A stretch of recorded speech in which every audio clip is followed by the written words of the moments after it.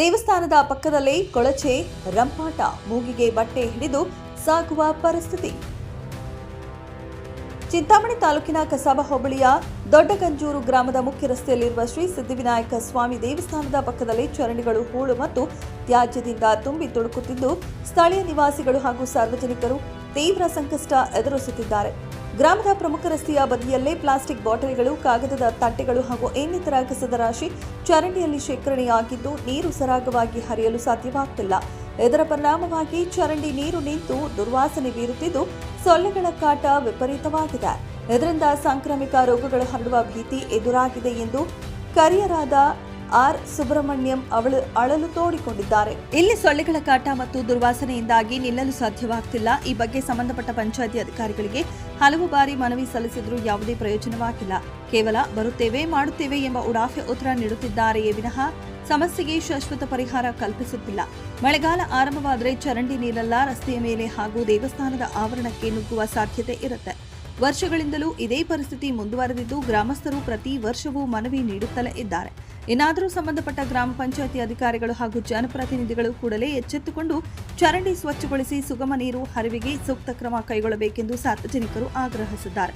ಇನ್ನು ಗ್ರಾಮ ಪಂಚಾಯಿತಿಯಿಂದ ಸ್ವಚ್ಛತೆ ಮಾಡಲು ಅನುದಾನ ಬರುತ್ತಿಲ್ಲ. ಪಂಚಾಯಿತಿಗಳಲ್ಲಿ ಕಳೆದ 2 ವರ್ಷಗಳಿಂದ ಅನುದಾನದ ಕೊರತೆ ಇದೆ ಎಂದು ಗ್ರಾಮ ಪಂಚಾಯಿತಿಯ ಅಧಿಕಾರಿಗಳು ಹೇಳುತ್ತಾರೆ.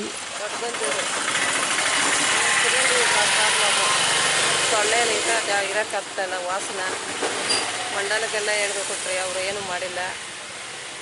ನೋಡಿ ಸಾಕಾಗುತ್ತೆ. ಏನು ಹೇಳ್ತಾರಕ್ಕ ಪಂಚಾಯತಿಯವರು?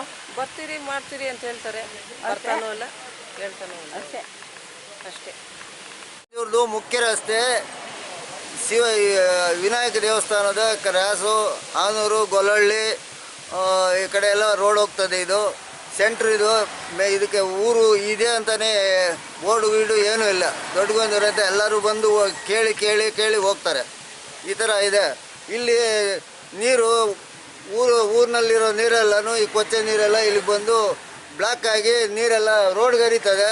ನೀರು ಏನೋ ಎಷ್ಟೇ ತಾಲೂಕ್ ಪಂಚಾಯತಿಗೆ ಅರ್ಜಿ ಕೊಟ್ಟಿದ್ವಿ, ಪಂಚಾಯತಿಗೆ ಅರ್ಜಿ ಕೊಟ್ಟಿದ್ವಿ, ಯಾರೂ ಗಮನ ಹರಿಸ್ತಾ ಇಲ್ಲ, ಮೆಂಬರ್ಗಳು ಗಮನಿಸ್ತಾ ಇಲ್ಲ, ಬೇರೆ ಯಾರೂ ಇದಕ್ಕೆ ಜವಾಬ್ದಾರಿನೂ ತಗೊಳ್ತಾ ಇಲ್ಲ. ಈಗ ಏನೋ ನಾವು ಪಕ್ಕದಲ್ಲಿದ್ದೀವಿ ಅಂತ ನಾವೆಲ್ಲ ಹೇಳಿ ನಿಮಗೆ ಕಂಪ್ಲೇಂಟ್ ಮಾಡಿದ್ದೀವಿ. ಇದನ್ನು ಅವರು ಗಮನಕ್ಕೆ ತಗೊಂಡು ಇದನ್ನು ಪರಿಹರಿಸಬೇಕು ಅಂತ ನಾನು ಕೋರ್ಕೊತಾ ಇದ್ದೀನಿ. ದೊಡ್ಡಗಂಜೂರು, ಇವರ ಹೆಸರು ದೊಡ್ಡಗಂಜೂರು. ಏನು ಸಮಸ್ಯೆ ಆಗಿರೋದೇನು ನಿಮಗೆ? ಇದು ಸಿಲಿಂಡ್ ಇದೆ, ಸಿಲಿಂಡ್ ಇದೆ, ವಾಸನ ಮನೆಯಲ್ಲಿ ಕೂಡ ಇರೋಕ್ಕಾಗ್ದು. ಎಷ್ಟು ಸಾರಿ ಹೇಳ್ತಾ ಇದ್ದೀನಿ. ಹಾಂ, ಅದಕ್ಕೆ